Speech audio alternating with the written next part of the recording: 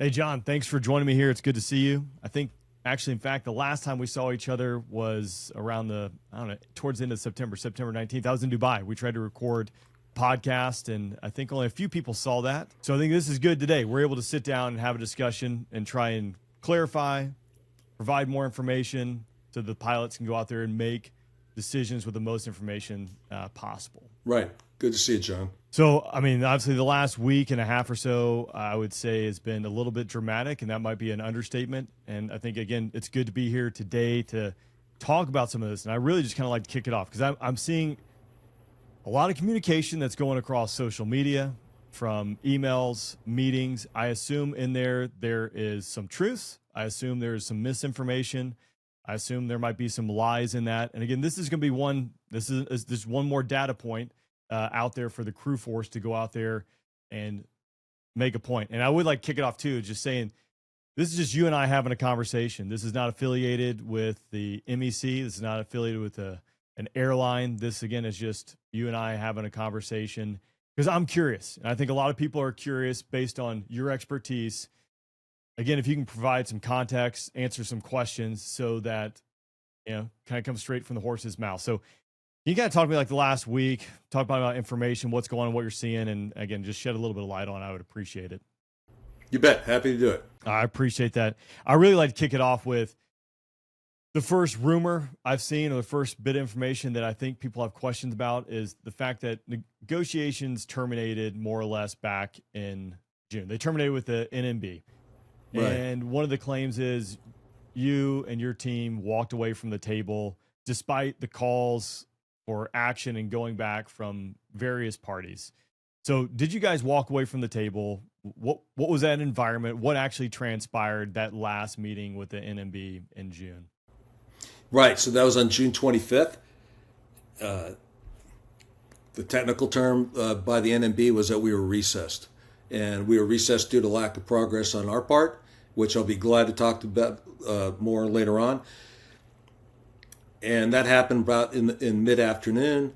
I think, I even wrote in an update that before the words of being recessed had finished echoing off the hallway there in the NMB, I was sitting next to Tom, and he got a text from one of our reps he forwarded one from the constituents saying, "Oh, so you guys have been iced," And at that time, the company was leaving. They walked out of the room. We went back to our hotel room, our hotel meeting space, and requested an in-person or a special MEC meeting.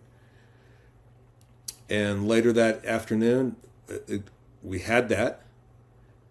We explained to the MEC what had just happened, what our current status was, and that we are recessed, right? So the NMB controls the case. They control the ability to meet. And when that happened, when we were recessed, the company physically left town. I think they were on the flight back to Memphis that afternoon. There was like a 5 o'clock flight. Later that night, right as the hotel, restaurant / bar is closing, I was down in the basement. We're trying to grab a late night dinner because it had been a heck of a day. And I got a phone call from a rep. I won't use names because it's not really germane, but the rep talked to me and said, "Hey, I'm talking to so-and-so who's a name everybody knows over on the flight ops side, and they really want you to get back together and talk with the company." And I said, "Well, I can't." He goes, "Why not?" I said, "Because number one, the company's not here. Number two, we were recessed. We had 1 or 2 people from our side leave, but we couldn't. We just couldn't. I just couldn't pick up the phone and call my counterpart and go, 'Hey, let's not pay any attention to what the NMB just said. Let's talk about this thing.'" So it couldn't happen. And just to refresh everybody's memory, earlier that afternoon, the company had already put out a missive on PFC talking about the state of negotiations. So they had an idea what was coming because we spent earlier that morning in a holding pen before the NMB brought us in that afternoon. So the company knew, and the company knew enough that they had already booked to go out of town that afternoon on the flights. I hope that clarifies it. No, it does. And I do, in fact, remember, obviously, the company's response, how fast that came out, which is, again, it's just an interesting little piece that I throw in the back of my brain there. Mm-hmm. But, yeah, again, to kind of clarify there, you actually stayed to the next day, and so there was physically no way to go back to the table, especially given the fact that the NMB had said, time to separate there. So I Right. appreciate you clarifying that. This piece here is something that really has popped up in the last couple days. I think it is the elephant in the room, and it revolves around retirement. And I think the clear part is, at least as I see it out there, right, there's being a picture painted that your committee basically was taking care of the old guys and, sorry, young guys, which I fall in that category. You and I obviously are in very different parts of our career. I got a lot more runway left in front of me. And I think probably what we want in retirement is different, just like everyone kind of wants maybe something a little bit different. But I would like to dig into this. So, I've seen some claims for the cap, DC. Can you walk me through if this information is true, if there is more context that's required, if it's misinformation? And let's dig into the retirement piece, because I think a lot of people want to hear about this for sure. They do, and this might end up taking the majority of the podcast. I don't know. I'll try to be concise as I'm humanly possible to be able to do. But yeah, there's a narrative being painted. I've seen 2 or 3 things have came out from different reps, and then the MEC chair posted that yesterday. To me, that was a really reckless thing that he did, because you're talking about a supposal that was a snapshot in time over 3 months ago that has no context to it. And we can talk later on about supposals and how they all work and everything. But I think it's really important for people to understand. And I'll just go back really quickly and talk to you about my history. I got involved with union work here because I came from American via furlough. And when FPA took over, we didn't have a B fund. And so they had a card table set up in ops one night, try to get people to join the FPA, and go, well, what are you guys going to do about a B fund? And they ended up putting me in charge of the guy who was negotiating that. And I ended up becoming the vice chairman of R&I and the insurance guy. But I negotiated the current contract structure we have in there now is what I negotiated with 2 other pilots back in 1998 that went into effect June 1, 1999. That's when the cap was established. We had a 6% B fund. I advocated for more, but we're just happy to get on the beach. So it's always been my viewpoint that you have a really good mix. And a matter of fact, because I know people are talking about multipliers, there was a multiplier in that one, right? Because there was guys who'd been here that were literally the original pilots from FedEx that had a lot of sweat equity in the company that weren't going to see the benefit of the B fund running down track. So we're trying to hit a target. The target we were shooting for was 72 to 75% of your pre-income replacement ratio. And has the cap been adjusted over the years? Obviously, it's not. It's been attempted. It hasn't worked out. It didn't happen in 2006 because look what happened to the rest of the airline industry, and it should have been adjusted, but it hasn't. And the DB plans have fallen by the wayside, except at one place, and that's UPS. They have a very unique way with how they handle it. So our goal in retirement was to do the most good for the most number of pilots, just like in every other section. We retained the same consultant that the previous negotiating committee used. We recognized there were some issues with retirement from the TA. Because I voted no. I thought because it was going to close off the DB plan to new hire pilots, that there should have been much more recognition for that in terms of the value of what was applied in the TA towards retirement. Also, the alternative structure, the market-based plan that was capped 11% of the IRS limit, it wasn't well received. It's like this, like right now. You're a fighter pilot. If first person to the grease board wins, and if you're explaining, you're losing. Here I am explaining right now, and the only reason I'm having to explain this right now is because some of these reps, I'm just going to have to say, I don't understand this. Other than you had selective amnesia. This pass in June was talked about internally multiple times. We tried earlier in the bargaining process. The first thing out of our pass in retirement, which you could find in 2409, that update, was a triple option that had a straight DC, that had a flat dollar market plan, and had the current structure with improvements. We didn't get any traction with the company on that. In fact, when they finally countered 7 months later, they came back with TA minus FAE cap of 330, no escalation, and the same 11% market plan. That thing does not pull well. The TA doesn't pull well. We took another varsity level run at the market plan. Came back, no traction that time. So we even thought, okay, we probably maybe need to pivot and look at straight DC. Then I started taking some incoming online because, here's an article you wrote 10 years ago where you talked about the value of having a mix. And so it generated such talk that some of the reps thought we were going to maybe make a mistake by going straight DC, that we had a retirement seminar with the reps in June with our consultant. She came in from Dallas and we laid it all out. The costing, how you figure out migration plans, what the benefits were going to be. That they have all the demographics, your pay, your salary, all of that stuff. And we laid it out to them. And at that point it was like, hey, there's really only 3 ways this can go. You can make another level run at the market plan. You could go straight DC, or maybe you do current book with improvements both on the defined benefit and the defined contribution side. We told them that was an option. When we were recessed on the night of the 25th, we told the MEC, this is what we proposed. When we met with them again in the week of July 13th, as the NMB directed, obviously retirement was a big discussion item. Because in June, the negotiating committee, based on how the MEC is operated, the MEC was not on board with authorizing, with terminating or shutting down the DB plan to new hires. That's just not where they were. And so they were briefed then also that week of July 13th. So that's 3 different times these guys all heard about it. But what you've seen that's come out in the last 4 or 5 days, and it's completely designed to make it look like we're just trashing the junior guys, was that it's like these guys were out walking through the caves in the Mideast, and they threw a rock into a cave. They heard glass break, and it's like the Dead Sea Scrolls, and here came this proposal.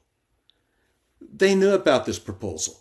And so here's the deal that I think is very important for the pilots. We've been polling for 6 weeks like clockwork. We know what the pilots want. We know what the junior pilots want especially. There's nowhere in our world that we were going to sell out the junior pilots. Were we playing a long game? We were, because here's the deal.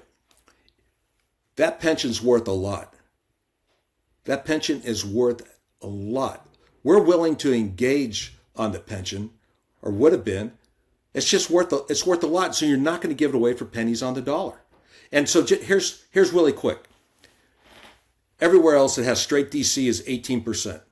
Okay, ours right now with the 260 cap and a 9% cap is probably worth about 14% of salary. But if you gave everybody a nominal 35% pay raise, and the pay raise should be more than that, but at 35%, and you then apply that to our current structure, our thing then gets further pushed down to worth about 12% of income, and everybody else is at 18%. So absolutely, there needs to be an increase all the way around. And the thing about the DB and DC mix, it has to do with a very hard question. How do you quantify risk? In the straight DC world, the pilot bears 100% of the investment risk. And the DB world, that's an ERISA-backed plan that is backed by the PBGC and all of that. So in the end, our committee, all of our committee was involved with this proposal. This just wasn't a JG proposals you're reading online. All of our committee was involved with this. And I misspoke just then. It wasn't a proposal, it was a supposal. Again, and so a supposal just is supposed to generate conversation, whether it's about that multiplier table, the FAE cap, what's the spousal benefit going to be, what's the best mix. And so to just grab that thing and shoot it into the stratosphere with no accompanying context, it's a real problem. And the reason why it's a real problem is because those reps, they weren't in there for the hundreds or thousands of hours that the 5 of us worked on in the last 18 months. and they most certainly weren't at the negotiating table. So they laid that out there bare to make it look like I was just grabbing, pull up the ladder, John's on board. He's got his fix for the old guys, and screw the junior guys. There's no scenario in the universe that our group would have left you guys twisting in the wind. There's just none. Now, it's a great narrative to have out there right now, and because they've got the last word in, or they thought they did till they see this video.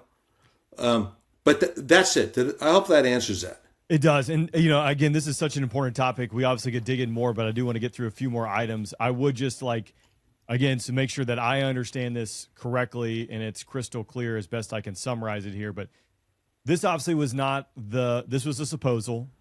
This was at the end of 18 months where multiple things had gone back and forth.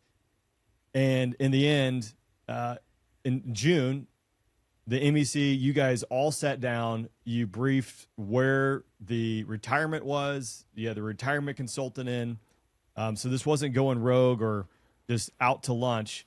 But again, as I kind of think through this, as you're making passes and there's no forward progress or no response from the company, this is, again, it's just one other attempt to be part of a broader negotiation strategy to try and get us a ratifiable TA.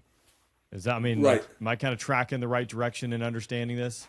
You are. And the context you have to look at it is, at that point, and still to this point, not only has the company not brought money, they brought negative money. Their retirement proposal is less than what was in the TA. So why would we voluntarily say, here, take the pension? I think that's the big one too, right? Is right. As you said, quantifying the risk. Right. And then also the percentage of income contributing to retirement.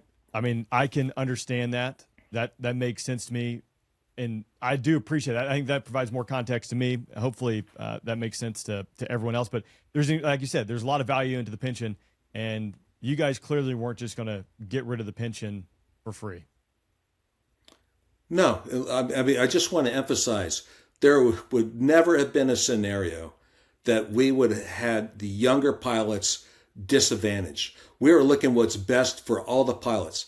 Like I said, I've got kids that could work here. My kids are savvy in the market. I know what junior pilots want. I flew with them all the time. I did their IOE. The retirement thing is such a difficult subject because there's a lot of diversity. Whether it's, did you come from the military? Does you already have a military retirement? What's your age and all that? But just suffice it to say, as I said maybe 5 minutes ago, we would never, ever, ever, ever leave the junior pilots twisting in the wind. And I'm really sorry that they have been led to believe that would happen. I can't apologize for that because I didn't have anything to do with that. But that was so disingenuous, what's gone on, and it was reinforced yesterday. That it's completely disingenuous. I'll just leave it at that. I definitely hear all that. And I mean, simple-minded me, when I just look at the numbers, right? I see my buddies making 18% and I see 11%, right? Like, again, I am more probably of the mindset of like the A plan is there. That is a great thing. But with the amount of time I have left here, I am more interested in, being able to have a higher percentage return when it comes to me contributing my 401k, et cetera. So, I mean, how is that? How does that compare 11% to 18%? Well, you're having, it's important to what the mix was, right? So the 18% to everywhere else, that's straight DC. That's all, the 100% of the investment risk is on the pilot. The market-based plan, that 11%, which was capped at the compensation limit, the company was going to invest in that. It was a DB plan that got to, was going to shoot for a targeted 6.5% investment ratio. But just at current book, that thing that is in that proposal, you move the cap up to 373, and I think that comes up to like 186,500. But divide that by 12, that's a monthly check that would be coming in. On the other side of that equation, 11% uncapped. The uncapping, which was what we have said every single time, and we thought we were starting to get the door open. The uncapping protects you in inflation, right? Right now, not a lot of our pilots exceed the cap, but you put Delta pay rates on there, and they're going to step again here in January. That has a big impact. Now we have more and more of our pilots where that money, that spill money, it's working for you over time. It's an inflation hedge. That's the problem with like what we have right now. There's no inflation hedge. And even as me as a wide body captain, I don't get a 9% B fund when you look at it effective of it's putting it against my salary. It's lower than that, right? Because you're getting kneecapped by the compensation limit. So the consultants said that proposal right there was a very good plan for everybody.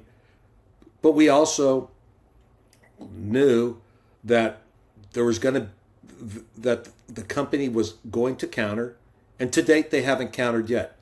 So it's still a subject of bargaining. It's very fluid, and it was a proposal. All right, fair enough. I appreciate you diving into that. We obviously could dive a little bit more into it, but it kind of lends into my next piece here in the spirit of time. Transparency. I have seen lots of where the claims are the negotiating committee was basically out on an island and would not provide information to reps. And I mean, I got to be honest, if I'm a block rep and I got to report back to my constituency, like, why am I not getting information? I'm not sure why they say that, because we have been very transparent. I think we have been the most transparent negotiating committee that's ever been here. I've always said we're going to talk about whatever we can up until it causes harm at the table. And that applies to the MEC as well. The MEC is tasked to, they're the conduit from you, the pilots, to give us the overall strategic objective. We go tactically employ that. And so their task should be go improve retirement for to this level. Go try to get these and hourly rates or this and whatever. And it's our job to make it happen. And quite honestly, we had problems with information security. And the polling is a highly valuable tool. We had concerns that there were leaks going on. I guess, I mean, not knowing about that, but like, why would I care if the polling data got out? Like, if you sent the polling data to me or the crew force or what, like, why does that matter? Why can't those guys have that? Because if it ends up on the other side of the table, they're going to reverse engineer it to what they think is a 50.1% ratification number, right? They're trying to figure out what's the lowest they can get by and still get it over the wire, right? So with regards to transparency, we brief them after every session at the end of the week. We brief them. We send them nightly updates. The MEC got in this habit of having weekly either informational briefings or MEC full-up meetings. We continually brief them all the time. And we just have. Now, here is how this should operate. If the MEC as a whole, the consensus or the majority of the MEC, they want some information, absolutely, we're gonna provide that and glad to do it. But if you have one or two reps that have whatever their agendas are, and they're asking for things that are different than how we've done it in the past, then we're going to have a discussion about it. And I would just want to reiterate, everybody, even from the representation department, said we are conducting ourselves as every other negotiating committee does at other properties, right? And the reason you do this, and it's not just the nefarious part about it, things being leaked, is that this is a comprehensive 31 section contract, right? And in the end, the MEC has to evaluate the TA as a whole, and so do the pilots. But before you get to that part, if the MEC is just looking at this proposal and that proposal and what happened here and what happened there, you got 12 different opinions, and one person's trash is another person's treasure, and There cannot be line item veto, which is what would happen. Like, hey, I really like that, but you've got to fix this over there. Someone else might have the exact opposite viewpoint on that. It's how you manage the process.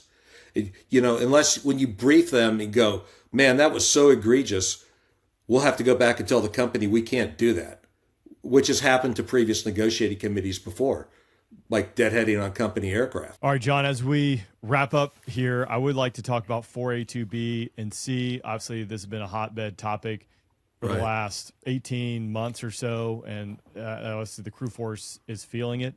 I don't want to dive into rumors, but I think it would be helpful, at least for me, again, because this is my first rodeo, so how's that for ripping off the Band-Aid? Who's having fun here? But if we could dive into a little about 4A2B and C, how this has impacted negotiations, what you think, how it might impact a future contract, and everything in between. So can we talk about that just a little bit? Yeah, absolutely. So I've got the unique perspective. I wouldn't say it's a great experience, but I've now been the negotiating committee chairman twice. Whenever we've been in 4A2B or C, I've been the negotiating chairman. So 4A2B was designed, it was altruistic to be shared pain, that if the company was in economic distress, it was designed to prevent or delay a furlough. We had issues with the way it happened in 4A in 2008. We negotiated our way out of it eventually. That's where the SAM came back out of it as a metric. And in 15, it was modified and C was added, and they came up with these things that in the roadshow were described as speed breaks. Like, here's some preventative measures to delay the entry into C. Early retirements, personal leaves of absence, things such as that. The language is very permissive and in the company's favor on all of that. I don't think anybody ever envisioned in 15 that you would find us in B going to C while at the same time you're bargaining a contract. And if you remember back last fall, we approached the company outside of bargaining to talk to them about personal leaves of absence, early retirements, goodwill. How about, hey, let's just cover people who are retiring now with the new program to get them off the rolls to prevent this. We got zero traction on this. And we've lived through this, and it's created tremendous acrimony. There's grievances. I encourage every pilot to go read grievance 2501. But what I could tell you from being the negotiating committee chairman during both of these, I'm going to try to say it very succinctly. Any mathematical metric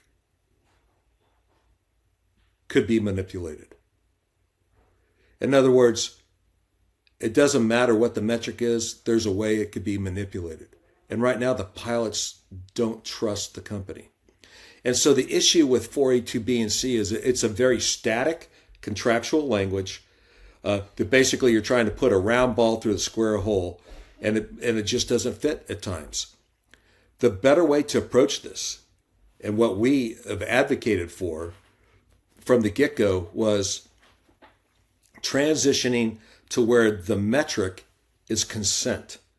And what we mean by that is, okay, let's say in the future, the company finds themselves in this position again.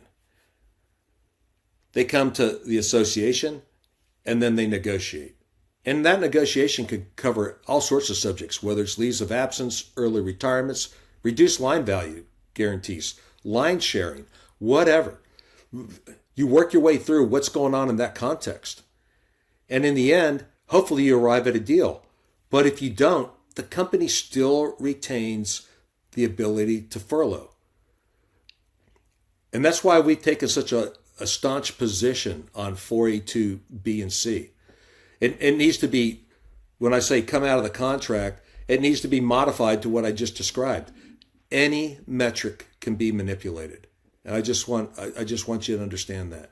I hope that helps. No, it does. And as we wrap up here, as I look at it, again, first rodeo doing this, talking to people who've been around here before my time, who lived through 4A2B, the last round, it seemed like if there was any way you could leave the company to go provide for your family another way, whether it be long-term military leave and getting USERRA exemptions, leaves of absence to go do other things. That's much different than it is right now. As I am in the peer group where I have a lot of buddies who have taken leaves of absence that come with handcuffs that seem odd, buddies who have asked for exemptions to USERA, to the stay on long-term orders, even longer, again, to alleviate that. Again, when you talk about manipulating any kind of numbers, it seems like there's a big manipulation game that's going on, and I'll leave it at that.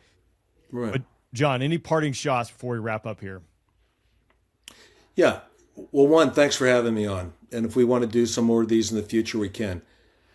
The most important thing is for the pilots to get the contract that you deserve, that we deserve, that's been denied for a long time. The vehicle of how that happens, it's irrespective of that. It doesn't matter if it's the current negotiating committee, some future negotiating committee that doesn't exist, or the four of us. The most important thing is for the pilots to get the contract. The will of the pilots has to be done. And I think that's just the best way to end this conversation. I appreciate you taking the time today. I would love to circle back and do this. Again, the intent here, right, is provide people with more information, more context, so that as you face recall votes and making decisions there or other things that are coming down the pipe, that you can make the best decision possible with the most information out there. So, again, thanks for taking the time today. Thanks for those who've tuned in and taken the time. So I appreciate it, John. My pleasure.